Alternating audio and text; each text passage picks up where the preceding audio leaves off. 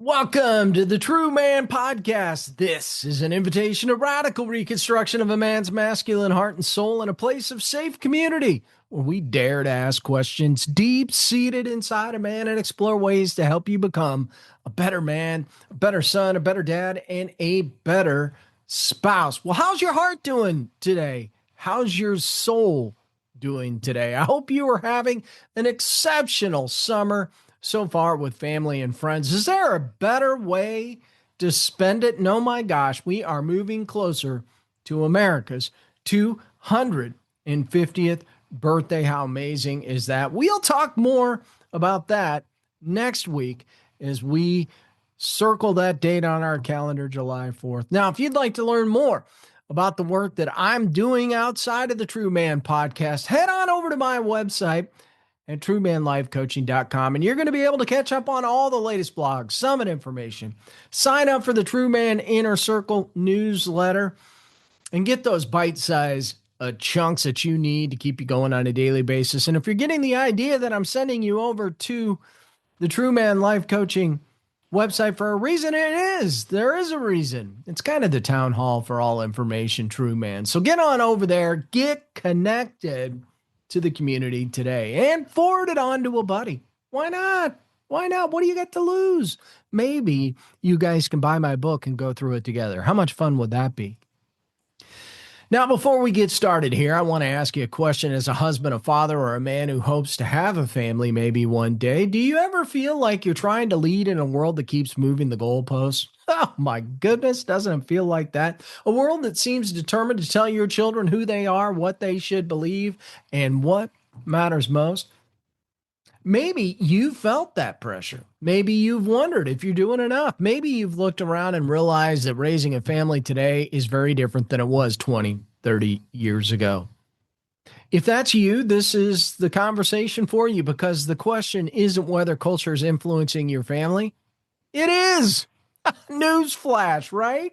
The real question is whether your influence as a father is greater than the cultural influence on your children. So let's talk about it. How about that? Let me paint you a picture right off the top. Your son is 14. He's got a phone in his pocket that gives him access to every philosophy, every value system, every image, every voice, good and destructive, that exist here on earth. And he's been shaped by it every single day, whether you know it or not. Your daughter's 11. She's watching how women are portrayed, what they are told to want, to be, to chase through a screen that never sleeps, and that screen never stops talking. Your marriage is competing with a culture that says commitment is conditional, that your needs come first, that the moment something gets hard, it might just mean you were chasing wrong. And you, the man standing in the middle of it all, well, you're supposed to hold the line, aren't you? Now, that's not an easy assignment at all. But here's what I need you to hear before we go any further. You were not given an easy assignment because you are an ordinary man. No, you were given an assignment because God looked at your family, your specific children, your specific marriage, your specific moment in history, and decided that you, my friend, were the man for it. The man for the job, not a perfect man, the right man for the job. So today, we're going to talk about what Christian fatherhood actually looks like when the current is really running against you, and it's running fast, man. You know it. You see it every day. This isn't theory, not inspiration that fades by Tuesday. This is a real grounded picture of how a man leads his family with conviction when the culture is pulling in the opposite direction. So let's build this, huh? Let's get started here. I want to start by being honest about the cultural moment that we're in. Not an alarmist. We're going to keep it real, not to be political, but because a man who can't accurately assess the terrain he's standing on, well, he's operating in, cannot lead effectively in it. So here's what the culture is currently teaching your children, just in case you weren't aware. Not loudly, but consistently, this is what your culture is teaching your children through the water they swim in every day. The truth is personal, that identity is self constructed, that authority is suspect, that commitment is optional, that the goal of life is self fulfillment, and the family, the actual God designed covenant family with a mother and a father leading together, is just one option among many, no more valid than any other arrangement. Ouch. Now, I'm not saying every institution is pushing this to your kids with malicious intent, of course, but the cumulative effect of media, social platforms, certain educational philosophies, and a broader cultural drift away from God is real. And if you're not paying attention to it, it is paying attention to your family. Now, I had a conversation with a father a while back, a good man, a present man, who told me he had no idea his teenage son was consuming content online for 2 years that was systematically dismantling everything that his family stood for. Not through one dramatic moment, through 1,000 small drips, each one moving the needle just a fraction. But that's all that needs to happen. And by the time the father realized what was happening, the distance between him and his son was enormous. It was a Grand Canyon, right? And here's what broke my heart about the conversation. The son didn't go looking for the voices because he was rebellious. He went looking because he was hungry. Hungry for a vision of himself as a man. Hungry for answers to questions he didn't know how to bring to his father. And that hunger is not the enemy. That hunger is the doorway. It's the entry point. And the question every Christian father needs to ask himself is this: am I feeding my children's hunger for identity, for truth, for a vision of who they are created to be? Or am I leaving the table empty and letting the culture see it and set it for themselves? Because nature creates this vacuum. And so do teenage boys and girls who go searching for it. So here's the thing about our cultural voices that is competing for your children's attention. And whoa, it is competing. Those voices are loud. They are sophisticated. They are relentless. They're ruthless. And they are offering your kids something real. They're offering your kids community, identity, belonging, and purpose. They just can't deliver on the offer. Because what the culture is selling is a version of those things that has no foundation beneath it. It's community without covenant. It's identity without a creator. It's belonging without truth, and it's purpose without God. And I've seen what that produces, not in theory, but in the man who eventually sits across from me in coaching.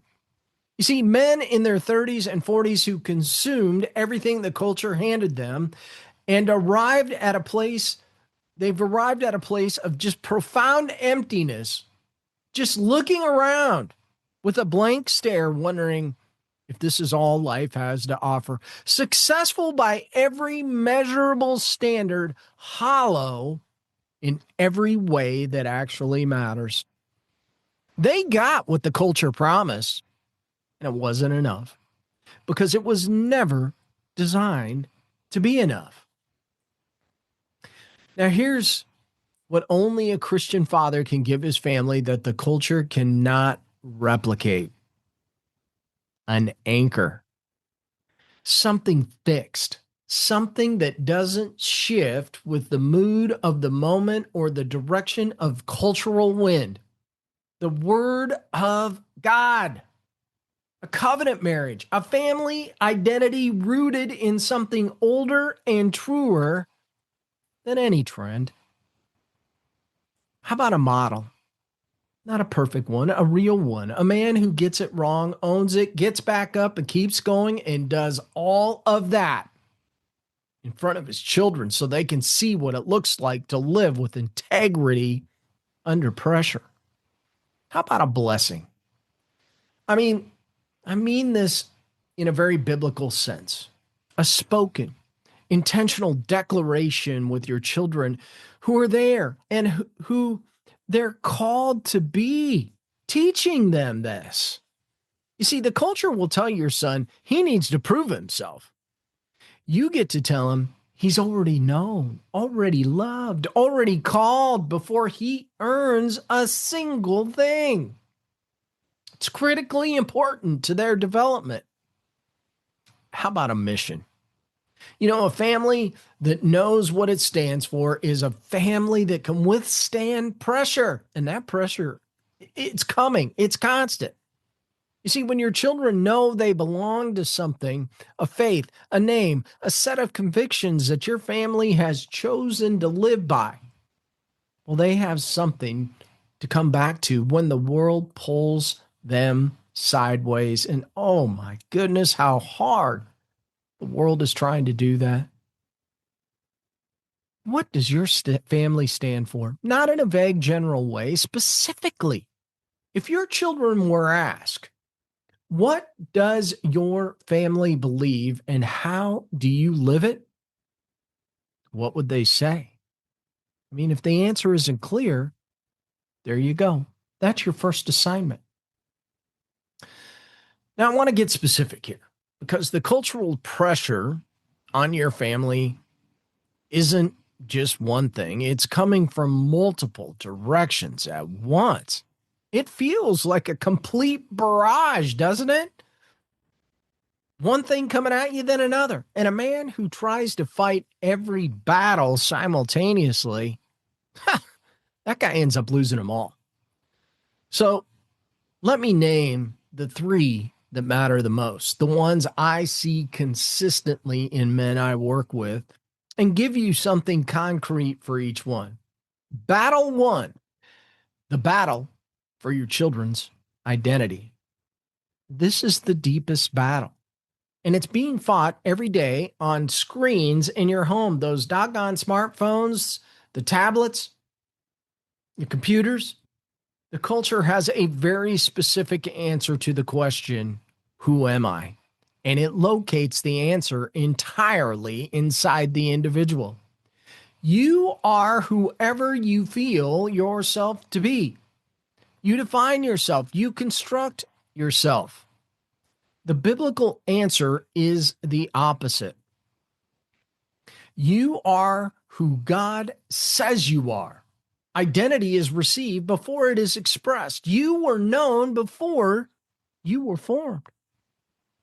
A Christian father's job is to speak the biblical answer louder and more consistently than the cultural one. Not by restricting your children from all outside voices that produce rebellion. It's what they produce, not conviction. But by so you thoroughly ground them in who God says they are, and when these cultural voices come, and they will come, your children have something to measure them against, and that's where you come in. You need to be their light. Speak identity over your children by name. Do this regularly, specifically. Tell your son and your daughter what you see in them. Tell your daughter what God put in her that the world needs. Don't wait for a special occasion. Do it at dinner. Do it at the dinner table. Do it in the car. Do it when they least expect it. Battle two, the battle for your marriage. You see, your marriage is not just your marriage. It is your first and most powerful theology that your children will ever receive about love, commitment, sacrifice, and covenant. When your children watch you pursue your wife, when they see you apologize first, serve without keeping score, stay in the hard conversation instead of walking away, they are receiving a graduate education in what love actually requires. And I got news for you. They ain't going to get that at college. And when your marriage is struggling, which every marriage does at some point, the most important thing you can do for your children is fight for it, not perform happiness for them. Fight for it. Get help. Do the work. Show them that that covenant is not canceled by difficulty. When did you last pursue your wife? Not out of obligation, but out of genuine intentional love. And if it's been a while, what has been in the way? Here's the third battle we need to talk about, the battle for your own soul. This is one that most men don't see coming. You cannot give your family what you are not receiving yourself. A man who is spiritually dry, emotionally isolated, physically depleted, and relationally disconnected cannot lead his family to wholeness. You will lead them to where you are. You don't want to take them down that dark hole. The enemy of the Christian family does not always attack the family directly. He attacks the father. He isolates him. He depletes him. He convinces him that he doesn't have time for the things that replenish him. The word, the prayer, the brotherhood, the rest. A depleted man is a diminished leader. Where are you being depleted right now? And what is one thing you could do this week to begin replenishing that specific area? I want to give you a picture here. Not an ideal, a real livable picture of what a counter-cultural Christian father looks like in the ordinary fabric of his days. He's not a man who has figured everything out. He is a man who has decided something. He has decided that his family will not drift. You see, that drift is not a neutral thing. It's a direction, and it's downstream. Every family that drifts ends up somewhere its father never intended. The countercultural father decides deliberately and repeatedly that he's going to paddle. He creates rhythms, not rigid rules, rhythms. A family dinner where phones are not part of the conversation and real conversations going on, eyeball to eyeball. A time in the Word, however imperfect, that grounds the week right there. A regular moment with each child that belongs to just the two of them. A marriage that gets intentional investment, not just coexisting roommates. He is present in pain when his kids are struggling, when the culture pressure lands on them and they feel it. He doesn't fix it. He doesn't try to minimize it. He sits in it with them. He says, I see what you're carrying and I'm not going anywhere. That presence in pain is one of the most countercultural things a father can offer, because the world's answer to pain is always distraction or escape. He asks for help without shame. He is in community with other men, men who know his real life, who call him forward, who pray for his marriage by name, who understand that isolation is not strength. It is the condition the enemy needs to do his best work. And he talks about God as if God is real, not a theological concept, as a living presence in the life of the family. He prays out loud. He references scripture not as the rule book, but as a living word that has something to say about what his family is actually going through. That man is not superhuman. He's simply surrendered. And surrender, real daily, costly surrender to what God is asking of him, well, that is the most powerful thing a father can model for the next generation. Of everything I just described, the rhythms, the presence in pain, the community, the open faith, which one is the most absent in your home right now? And what would it look like to begin building it in this week? So let me bring this podcast home here for a minute. You are raising your family in a moment that is genuinely hard. It's difficult. I know. I've raised two. The cultural current is real. It is really coming at you. I get it. The pressure on your children is real. The battle for your marriage, for your kids' identity, for your own soul, all of it is real. And none of it disqualifies you. Know that. In fact, and I want you to hear this, the difficulty of this moment is part of the call. God did not place your family in a simple, uncomplicated cultural moment by accident.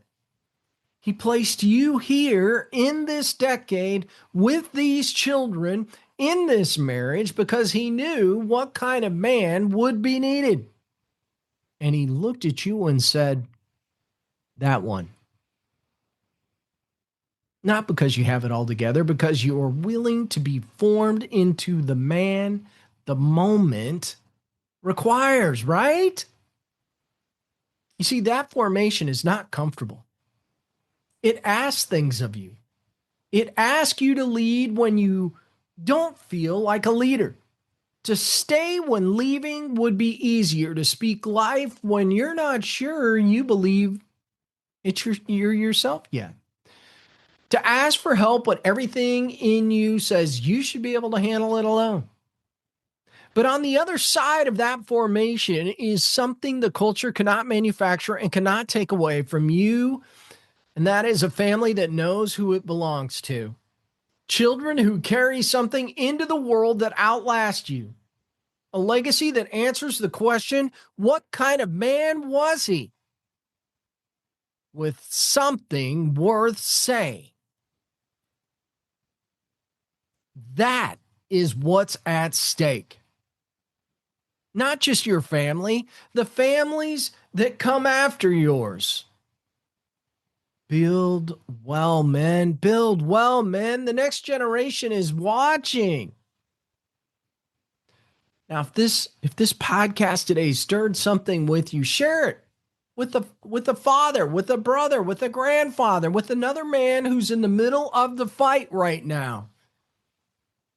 He needs to know he's not alone.